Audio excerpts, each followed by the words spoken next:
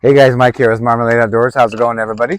Well, continue with the theme of great backpacking hacks or tips. I wanted to show you how I pack the outside front pocket of my pack. I do it for purpose. It's not just random things, and I want to go over it really quick what I do. This happens to be a 50-liter, it's an Arcol Ultra backpack by Z-Packs. And it's taken me a long time, but I know early on when I was backpacking, I was constantly having to get into my backpack and stop hiking, take my pack off, or when I took a break, I'd have to get in here and dig out half my stuff to get to what I needed. It took me a long time to learn what I do and don't need. Now, there's times when there's absolutely no rain in the forecast and your rain jacket's buried in there and you have to stop and get it. That happens. But probably 90+% of the time, I never have to open my backpack on a 20+ mile day. So I wanted to kind of explain what I have in back here really quickly. And maybe it'll help you. You can tell me down below and help others too if you put something else here. But for me, this is what works. I've got it refined pretty well. So we'll start off with my snack bag. So I do have colors just for the heck of it. I don't have many bags. I've preached this over and over again, but I do use DCF bags because they're very light. They weigh like 1/10 of an ounce. And so I have my snacks for the day. You pull everything out of your food bag, so during the day you don't have to get in there. And that's something I did all the time. I had to always get in there and go, oh shoot, I forgot my snacks for the day. So I do this in the morning in the tent so that it's set for the whole day. Next is this gray one. That's my Diddy bag. It rolls up. I also DCF.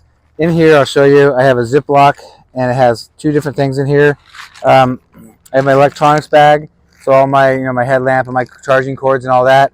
I have it loose right now, but my battery is in there too. I usually have a couple if I'm through hiking, but this is one 10,000 milliamp battery by Nikkor. So that. And I put them in Ziplocs because they're light, easy to replace, and they're waterproof. And lastly is my first aid kit, which I'm going to pare down this year. I kind of tend to bring a little bit too much, even though it's pretty small. But that's what I have in there.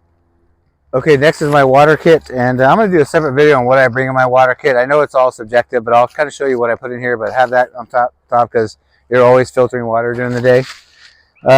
Next over here, I have it empty here, but this is a plastic dollar from the dollar store. It's just a super light plastic glass case.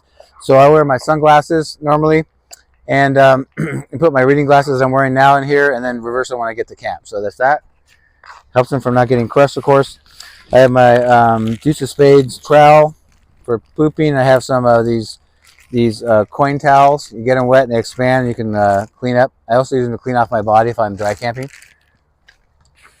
Next is my DCF ground sheet from my tent.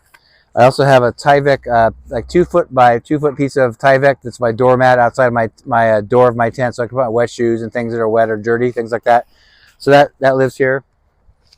And lastly is my sticks. I have a little DCF bag for that, but my sticks live there. I always put everything in the exact same spot. So when I'm hiking or I sit down for a break, I can just, without even looking, I can reach in and grab what I need.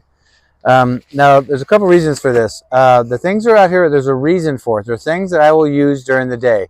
Now, the only thing I probably wouldn't touch mostly during the day is the stakes and the ground sheet, but they're the first thing. My tent is on top of my pack when I pack my pack up. First thing I do when I get to camp, which I think most of you do, is grab my ground sheet, set up my tent, get that over with, especially for maybe inclement weather coming in. The other thing is that it helped me go from a 62 liter down to a 50 by getting some of the things I normally put in here and have to keep reaching in there and grabbing during the day that I needed during the day. And now everything I have out there has a purpose, except for the two things I showed you. I'll generally touch those things during the day at some point. But by getting them out of here, I used to have them in there. I didn't need as much room. I wasn't really utilizing this pocket very well or had very much stuff in there, so now I do. And I was able to go down 10 liters on a backpack size. So hopefully that helps you. Hope you enjoyed that. Remember, this is probably, some of these tips are going to be for more of a entry-level hiker. More of you advanced hikers probably do most of the stuff anyway.